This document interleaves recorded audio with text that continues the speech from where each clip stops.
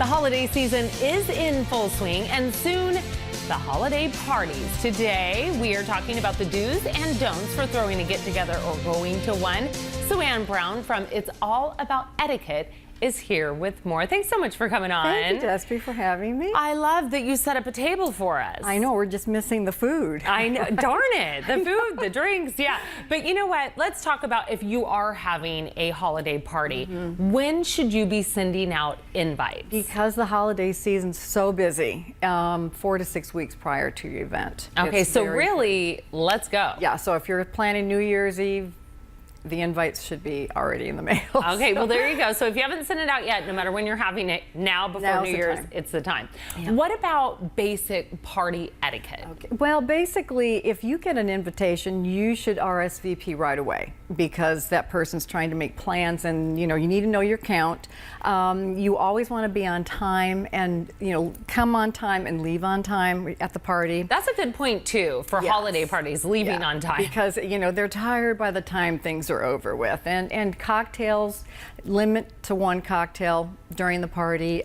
Bring a hostess gift, I'm big on those, and come dressed for the party. I mean, find out exactly, is it semi-formal or whatever, and be dressed for that party, and definitely write a thank you note afterwards. Okay, so RSVP to begin with, thank you note to end with. Yes. Now, if you're maybe going to a formal dinner or even going out to dinner for the holidays, what should we know about dining etiquette? I could go on for a couple hours, but since we're limited, this is basically an informal place setting. And as you can tell, we've got a lot of utensils here. So basically, the first thing that we do when we sit down is we take our napkin, we unfold it halfway, and we put it on our lap. And the fold should always be on top on the lap. At what point do you have to put the napkin on? Some people, right when they sit down. Other people is like, well, I'm having a drink first. I'm not eating. I don't need to put it on. I normally put it on as soon as I sit down because you might drip something. You drip something on, from the glass or whatever.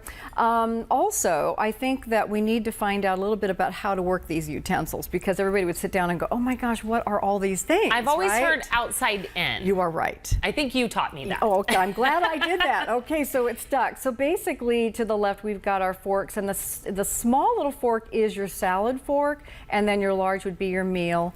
To the right are your spoons and your knives, and this is your soup spoon. It's got a larger bowl than the teaspoon. The one further out. Yes. So guess what you think you're going to be having first? I guess soup. Soup first. And then salad. Okay. And then what do you think this one little, I've got 2 knives here for? Maybe for rolls? This would be salad. So basically this would be also a salad knife too. Okay. And then this would be your meal. I was going to put my butter on my bread. Well, that's what we've got up here. So, so you're right. We have our bread plate, our little bread spreader, and these 2 little utensils up here are a dessert spoon and a dessert fork. So you may not see both of them, maybe just one, and then your glass. And what about with the glass? Because I think everyone's always like, which one is mine? Especially when you go to an event, there's like a million of these, and they're so close, and you're like, which glass is mine? I'm glad you brought that up. I have a simple solution. Okay. It's a BMW, and I know everybody thinks that's a car, but if you look at your place setting and you say B for bread, M for meal plate, and W for water, so you'd say BMW. Yeah, all right. So it should be normally on your right-hand side. Absolutely. Okay. Yes. So this, yes, that's good. Yes. Okay. Now, what about when you're done eating? Yes. Everyone's always confused about where they put their utensils. Okay. So basically, during the meal, once you pick up your utensils, you never place them back down because they've got oil or whatever from the turkey gravy. So when we just want to take a break from eating, this is the American style of dining. This is how we would just take a break. Okay. Now when I'm finished eating, I would just basically take my utensils that I've used and just put them that way on my, just like that. And this way the waiter knows, if you're at a restaurant, that you're finished eating. These are silent service codes as well. All right. Yes. Terrific. Well, great tips today. We could go on and on, but if you want to learn more, you have a ton of classes. I do. Yes, and I'm putting out my 2017 calendar in the next week. So. Yeah, and you do kids, adults, and everybody in between. Absolutely. And for more information to find those classes, it's allaboutetiquette.com or call the number on your screen.